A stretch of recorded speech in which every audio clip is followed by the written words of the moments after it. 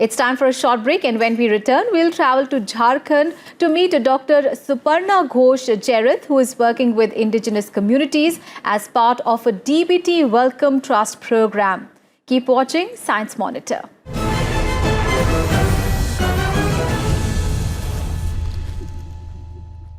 India has made major strides in reducing poverty and malnutrition. However, many challenges still remain. Researchers have found that among indigenous communities of India, there is a disproportionately high level of undernutrition, leading to high infant mortality. Dr. Suparna Ghosh Jerath, as part of her project with the Department of Biotechnology and the Wellcome Trust UK, has been studying indigenous food environments of tribal communities to provide innovative, multi-sectorial solutions for public health policy recommendations to address issues like malnutrition. Our Science Monitor team travelled to Khunti district in Jharkhand to meet Dr. Jerath and look at the scientific research being done on ground. According to a report released by the Ministry of Health and Family Welfare, Government of India, 57 out of every 1,000 children die before age 5 among indigenous communities in Maharashtra, Odisha and Jharkhand, amongst others.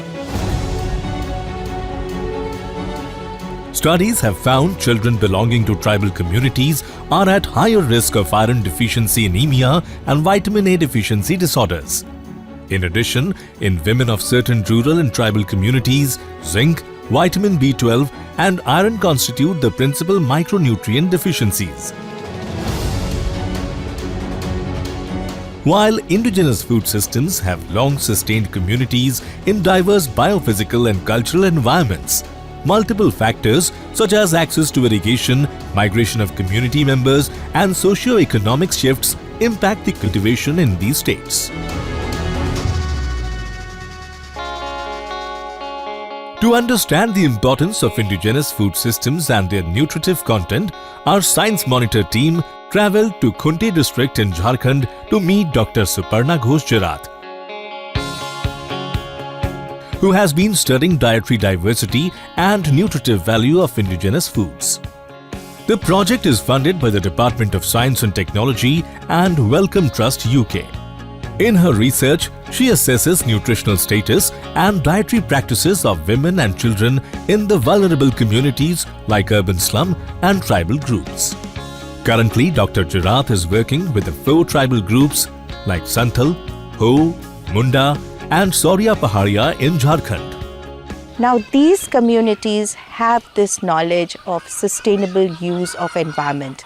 The method of agriculture they use, the food they consume, they have a strong sustainable component. People are living in the biodiversity hotspot, yet they are malnourished. The purpose is to come up with some evidence-based recommendations which will tell us, okay, fine, what are the ways of incorporating these foods in their diet, and if so, is it feasible to actually incorporate these foods in their diet? To understand the situation firsthand, Dr. Suparna visits these tribal communities and explores the locally available produce and has discussions with the locals. She then does nutrition analysis of these foods on parameters like calorific value and micronutrients like calcium, iron, vitamin A and folic acid. In one of her studies, she explored the food environment of a round tribal community in Jharkhand. There she found chakod or cassia tora and karmi or Ipomia reptans leaves had high levels of iron and calcium. There is a basic daily nutrition requirement for an average adult. Utilization of such indigenous foods into routine diets can be leveraged to provide high nutritive value and address the issue of malnutrition in tribal communities.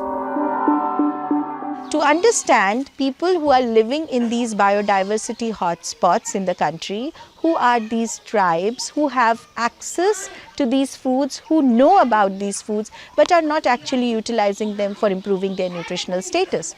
And I could see a clear-cut paradox that they were poorly nourished, yet they had so much of knowledge about these vitamin, mineral-rich foods which is there in the environment.